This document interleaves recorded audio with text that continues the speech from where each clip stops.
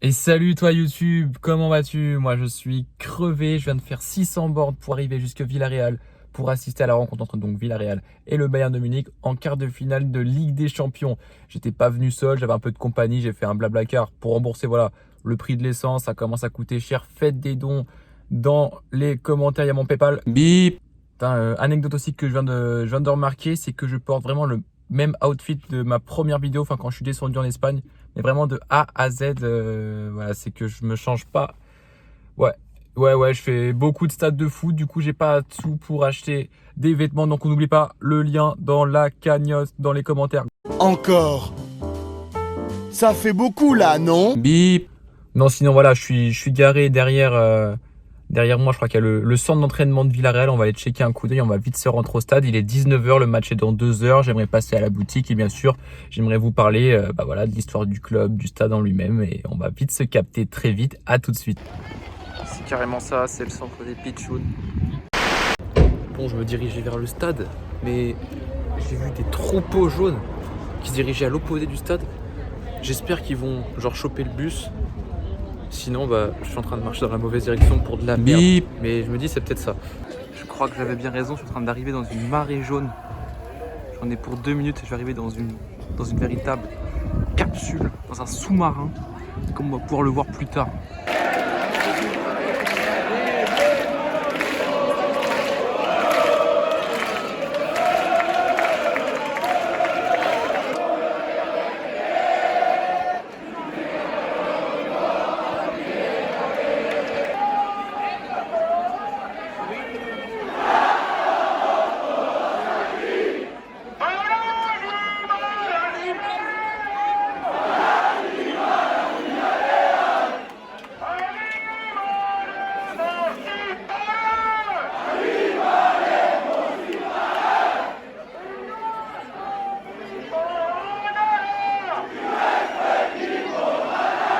Là, t'as pas l'air con quand t'es la bagnole là, bloqué au milieu de tout ça. Valait mieux rester au travail. Ah, c'est le bordel là.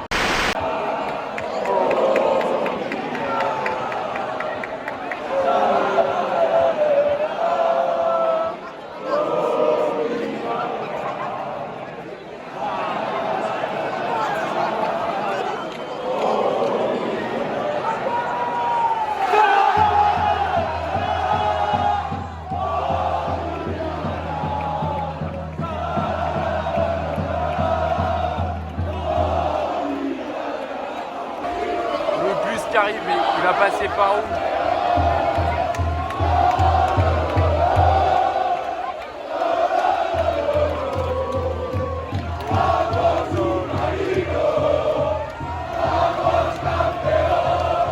Allez, Capou!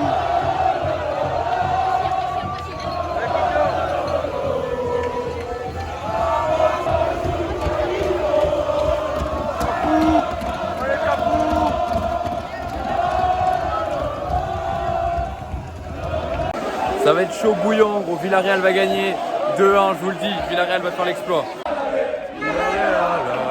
Allez. Je suis le leader, gros, je suis le leader. Au grand derby, j'ai fait une réaction de contact au fumigène. C'est dire la capacité de mon corps à se faire mal facilement. J'espère que ça va pas faire la même. Sinon, ça va faire trop chier les 6 heures de route retour là, avec des plaques partout sur le visage. Ça va être génial. C'est officiel, je suis officiellement allergique au fumigène. J'ai effectivement fait une réaction de contact. Donc ma sœur qui est en médecine m'a donc expliqué qu'à force d'inhaler ces substances que mon corps ne digère pas, eh bien je retranspire ces substances après et ça me fait des grosses plaques rouges sur le corps. C'était infernal pendant 10 jours, je me suis gratté, j'ai le nez qui a enflé. Donc voilà, une allergie bien éclatée. Bip. Bon, vous avez vu qu'on y croit quand même. On a entendu des si se puede, genre on peut le faire. On peut faire l'exploit face au Bayern. C'est en tout cas ce que les supporters de Villarreal se disent. Vous avez pu le constater que c'est un club très familial. Grosse ambiance en ce début de match. Pour ce club du coup créé en 1923, tout comme le FC Dombasle, quasiment les 100 ans. Dombasle aussi club familial. Donc voilà, c'est des choses qui se ressentent chez les clubs nés en 1923.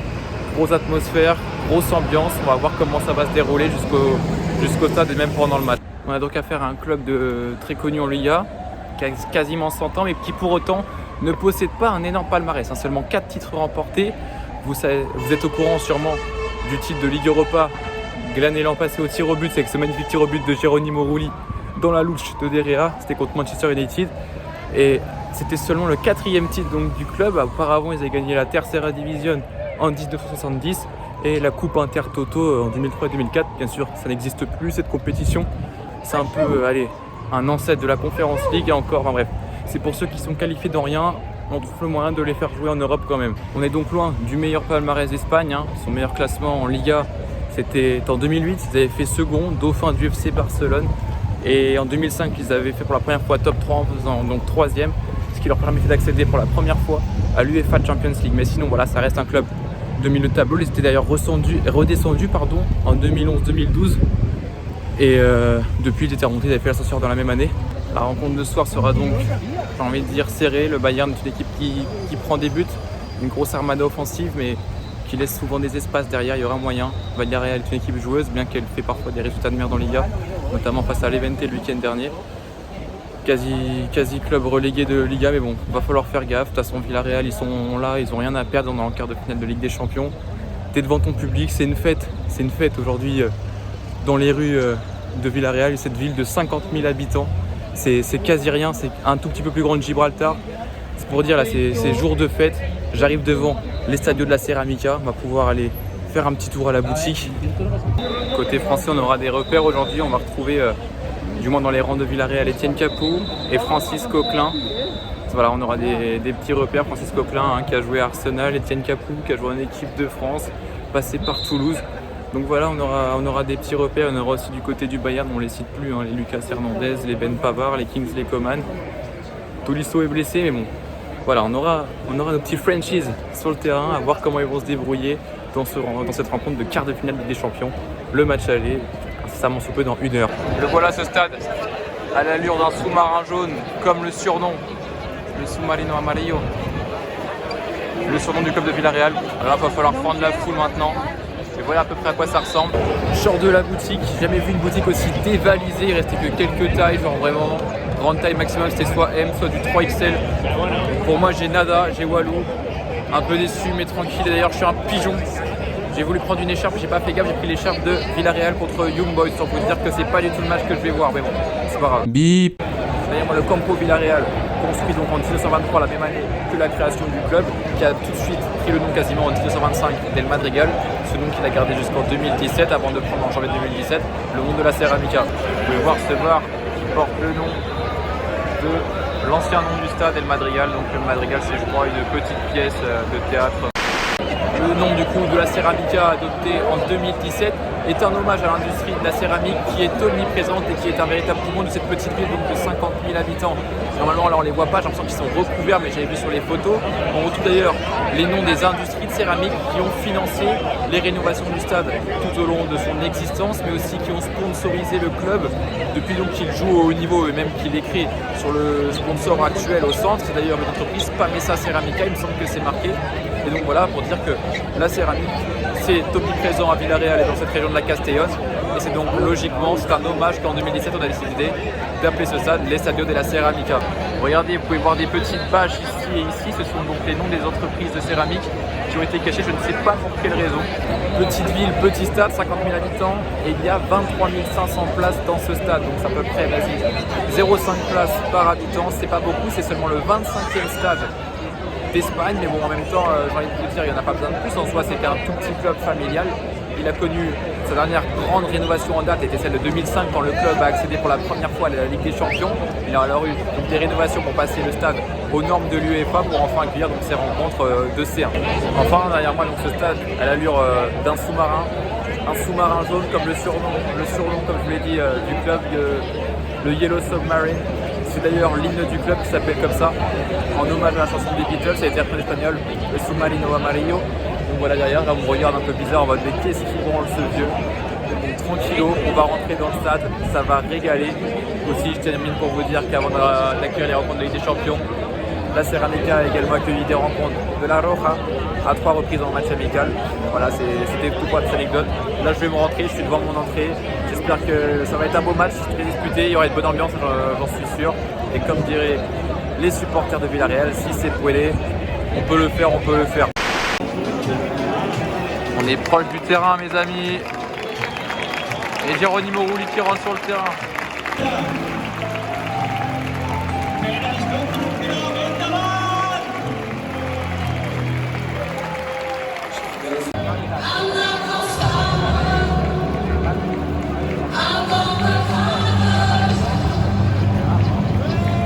Ouais.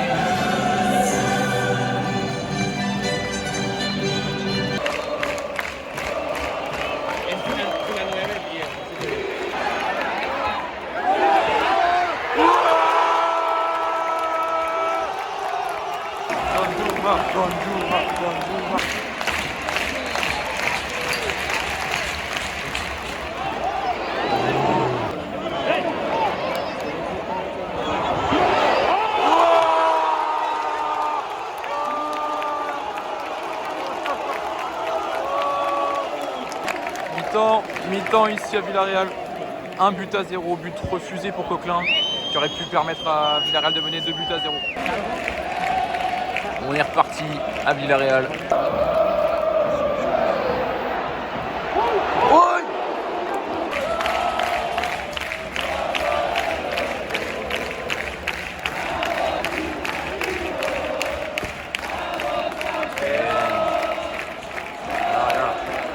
Avec le stade. Ah non. Sortie du pote de Maxime Grimont ou Thomas Müller. Sous les applaudissements. Non.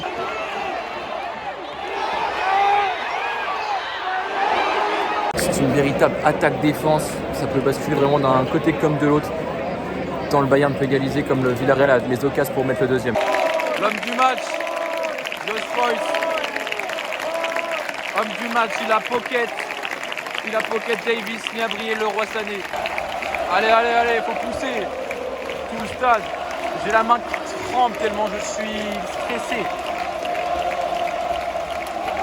Allez les gars, 4 minutes. Victoire de Villarreal, victoire. 1-0. Près d'une option pour le match retour.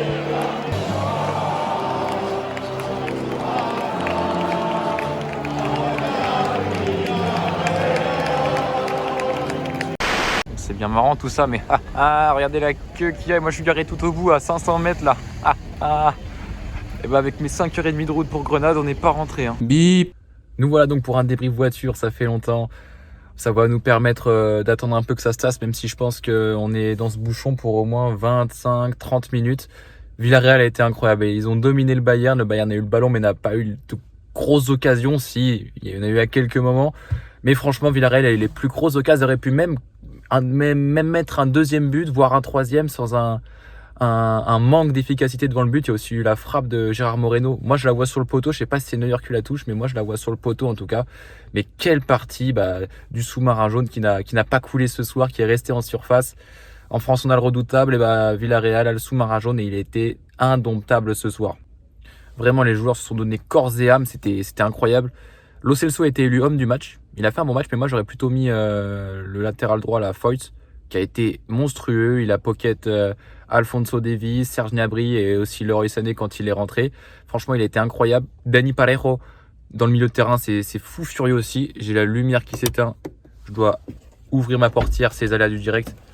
Mais Dani Parejo, incroyable. Et Gérard Moreno, une activité devant assez fantastique. En général, toute l'équipe a plutôt bien joué et se donne donc une belle option avec ce score de 1-0 en vue du match retour à Munich, même si ça sera sûrement plus compliqué. Maintenant, j'aimerais parler de l'ambiance. Il y avait pas mal de supporters bavarois Et en vrai, dès qu'il y avait un petit blanc, il faisait du bruit. Mais dès que le stade comprenait qu'il prenait le dessus, les supporters bavarois, et ben les supporters en remettaient une couche. J'opère encore la lumière, mais les supporters, voilà, en remettaient une couche. C'était phénoménal, il y avait du répondant, l'ambiance était géniale. Avant la partie aussi, là où je suis allé voir l'arrivée du bus. Donc voilà, je recommande vraiment. J'ai payé 80 € ma place, ce qui reste correct pour un quart de finale de Ligue des Champions. Surtout quand je vois les prix de Grenade. Habituellement, je sais que quand j'ai été voir Grenade à l'Aves, en étant dans les places les moins chères, c'était, rappelez-vous, un 25 balles. Vous allez me dire, il y a une différence, mais bon, là, on a quand même une différence de standing et c'était le Bayern en face. Pour résumer, j'ai kiffé l'aventure. Franchement, je regrette pas d'avoir fait 5h30, 6 heures de route. Là, on va se rentrer maintenant. Je vais faire attention sur la route, histoire de ne pas crever. Je vais vous faire des bisous. Je vous demande de mettre un petit pouce bleu, un petit commentaire si ça vous a plu. N'hésitez pas à partager. On se dit à la prochaine. C'était Théo. Ciao. Bip.